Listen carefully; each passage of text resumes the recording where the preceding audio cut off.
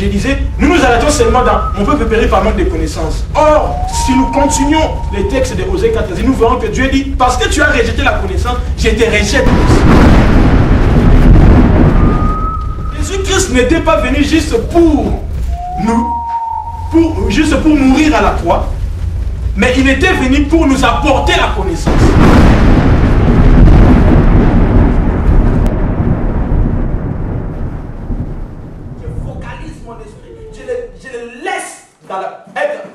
À pénétrer les pensées de Dieu, les cœurs de Dieu. Et je reste tranquille, j'entends ce que Dieu va me dire. Amen. Psaume, chapitre 63, verset 7 à 9. Est-ce que quelqu'un peut me le lire? La méditation. Qu'est-ce que la méditation fait? La méditation te donne l'inspiration. Et l'inspiration te connecte aux idées de Dieu. Oh, ça c'est excellent. Quelqu'un peut dire Amen. Amen. Que le baptême de feu, de l'esprit de foi, nous soit accordé dans cette église au nom de Jésus-Christ de Nazareth. Amen. Je répète, que le baptême de l'esprit de foi nous soit accordé au nom de Jésus-Christ de Nazareth. Amen. Je veux que Dieu nous baptise de l'esprit de foi. Amen. À croire jusqu'à l'extrême. Amen. Être convaincu de Dieu jusqu'à n'importe quelle situation. Quelqu'un peut lire Psaume chapitre 63, verset 7 à 9. Ajoute des jours au jour du roi. Que ces années se prolongent à jamais. Il reste sur le trône éternellement devant Dieu. Excusez-moi. 60. Verset 7. 7 à 9. Lorsque je pense à toi sur ma couche, je médite sur toi pendant l'éveil de la nuit. Car tu es mon secours. Et je suis dans l'allégresse à l'ombre de tes ailes. Merci, arrête-toi là. Je médite sur toi. Je médite sur toi. Ou dans ma couche. Pendant la nuit, frère Eli, je médite sur Dieu. Je médite sur Dieu. Oh, je suis en train de dormir au salon dans les jeûnes de prière. Je rêve, je vois dans une vision. Dieu me met devant des serviteurs de Dieu élevés, bénis, des hommes de Dieu, des hauts gradés de Dieu. Et je suis en train de parler, de leur parler d'un enseignement que je... Non. Écoutez, tu poses ta tête sur lui, il commence à te dévoiler ce que sera ta destinée. Il t'explique ce que tu seras. Il t'explique. Pourquoi? Tu mets ta tête sur lui. Tu sens le battement de son cœur. Tu sens ce qu'il veut, ce qu'il pense pour toi. Parce que tu as mis ta tête sur lui. Pas ta tête sur les mêmes problèmes qui t'arrivent. Tu mets toujours ta tête sur ça.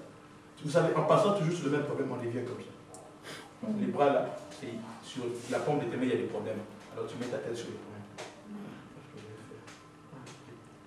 Médite. Il dit dans ma couche, je médite sur toi. Pourquoi? Parce que tu es mon refuge, tu es mon secours. Écoutez-moi. Dans Jean chapitre 8, la Bible nous montre dans le chapitre 8, verset 1 à 10, les gens sont venus, les gens sont venus avec cette femme qui était surprise dans l'adultère. Ils sont venus avec beaucoup de preuves, en train de culpabiliser, de condamner, d'accuser.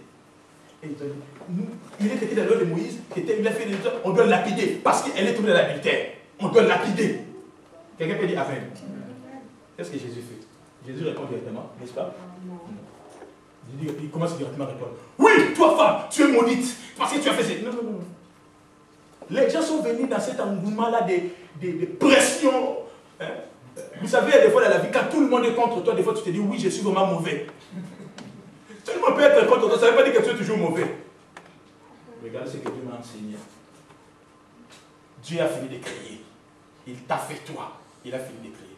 Maintenant, il veut essayer de voir, de tester, d'examiner si ça sera vraiment bien ce que j'ai fait. Vous me comprenez? Alors, il met ça sur la table pour que les gens viennent apprécier. Alors, les gens viennent. Lui, là, mauvais, méchant, mauvais, lui, mauvais. Il est vraiment mauvais, lui. Il ne faut même parler avec lui. Ça, c'est la sagesse de Dieu. Il met sur la table. Il voit. Il dit, ah, d'accord. Donc, moi, j'ai fait ce que j'ai voulu. Maintenant, les gens parlent mal.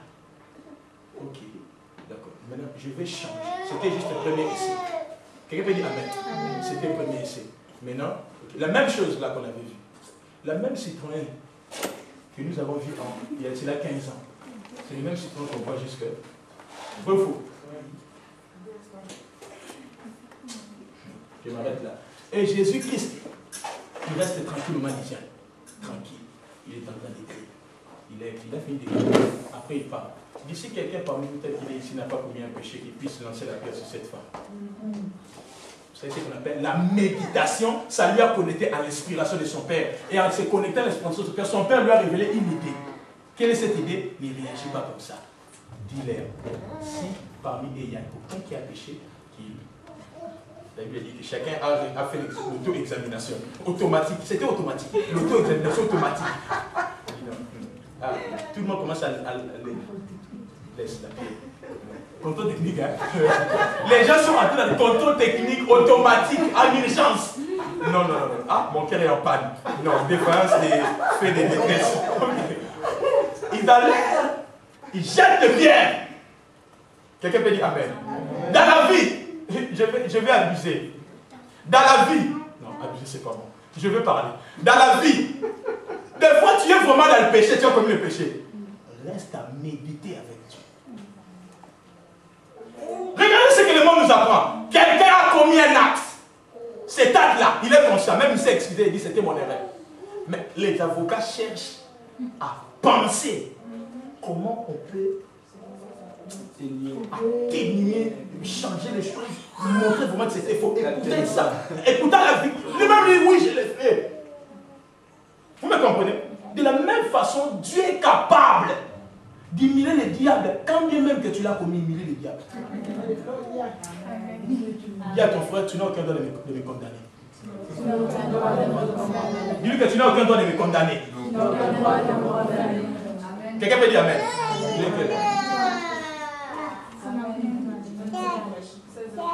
Écoutez, deuxième provision pour finir. Deuxième provision. C'est long. C'était le troisième provision, mais je mets deuxième provision. Parce que deuxième provision en soi, c'est long. Je prends deuxième provision, selon l'enseignement, je mets. C'était la troisième provision, mais je mets en deuxième provision. Deuxième provision ici, c'est découvre ton prophète et accepte l'autorité spirituelle de Dieu dans sa vie. Découvre ton prophète et accepte l'autorité spirituelle de Dieu dans ta vie. Accepte son autorité spirituelle, dans l'autorité spirituelle de Dieu dans ta vie. Tu découvres qui est mon pasteur, qui est mon prophète, qui est l'envoyé de Dieu pour moi, qui est celui que Dieu a mis dans ma vie pour mon bien. Ça t'aide, ça te donne la force, ça propulse, ça alimente ta force de foi dans ta marche avec Dieu. Parce que ta marche, tu rencontreras toujours des fois des problèmes qui vont te fatiguer. Mais en ayant un serviteur de Dieu à tes côtés, il te fortifie, il t'encourage, il motive ta foi. Quand tu es fatigué, il te motive. Francophone, écoutez-moi, je répète. Trouve ou découvre qui est ton prophète et soumets-toi. Qu'est-ce que j'avais dit? Tu acceptes l'autorité spirituelle de Dieu pour ta vie. Prends-le comme étant une autorité spirituelle. À travers ton prophète, il est une autorité spirituelle que Dieu a établie sur ta vie. Vous me voyez tous les jours joyeux, bien, tout à l'église. Vous pensez que je suis toujours joyeux? C'est-à-dire que je suis toujours en train de rire. Il y a des fois, je rentre à la maison, je pleure. Il faut venir voir comment je pleure. Vous, frère, je pleure. Et pour que je puisse ressentir la force, j'appelle mon Père spirituel. J'appelle mon maître dans la foi, dans le ministère, pour qu'il me conseille. On prie ensemble, ces conseils me fortifient. Je vais chercher Dieu, j'applique ce qu'il m'a dit. Et je reviens vers vous. Vous pensez que je suis toujours content? Non. Vous pensez? C'est arrivé même dans la vie de Jésus-Christ. Vrai ou faux? Oui. Il est passé à jardin de Gethsemane. Vous avez été toujours joyeux? Non. Non.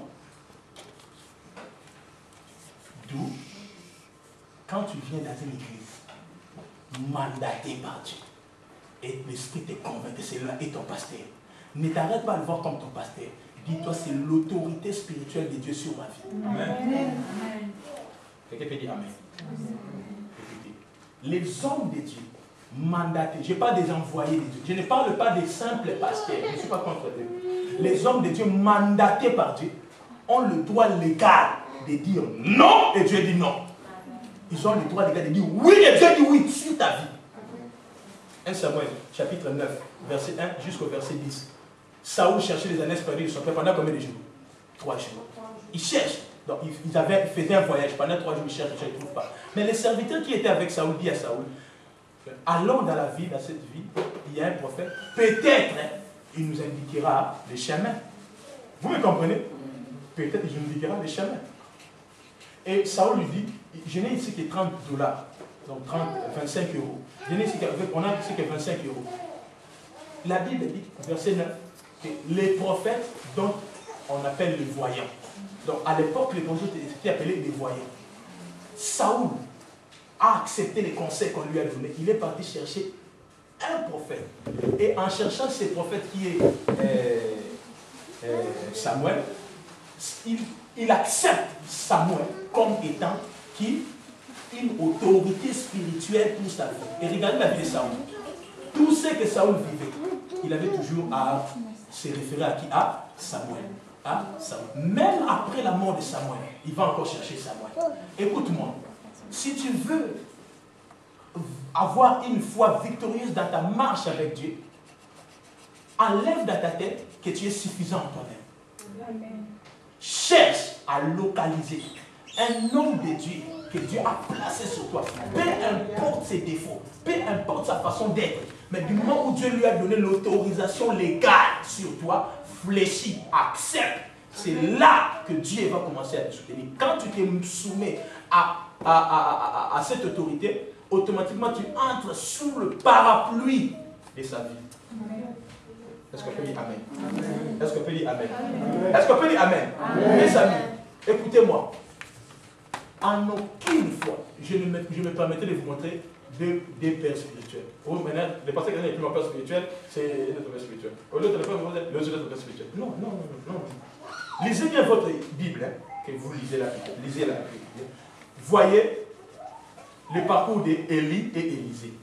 Est-ce que vous avez déjà lu cette scène-là? Je pousse votre curiosité à lire la Bible. Quand Élie a appelé Élisée, les autres prophètes, les prophètes qui étaient à Jéricho, ils ont dit à Élisée, ne sais-tu pas qu'aujourd'hui ton maître, ils ont commencé par ton maître sera enlevé. Maintenant, quand nous venons d'Abiouadé, nous voyons Élie, pendant qu'il montait, il laisse son manteau, il laisse sa double portion de l'onction à Élisée. Et quand Élisée prend, il va devant le Jourdain, Élisée, il frappe le manteau, il dit, où est le Dieu d'Élie, mon père? Quelqu'un comprend? Les prophètes ont dit, c'est ton maître.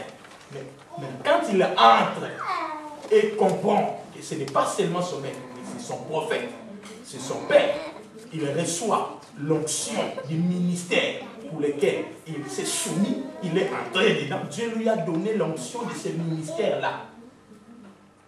Que Dieu nous aide. Dieu a lui donné l'onction.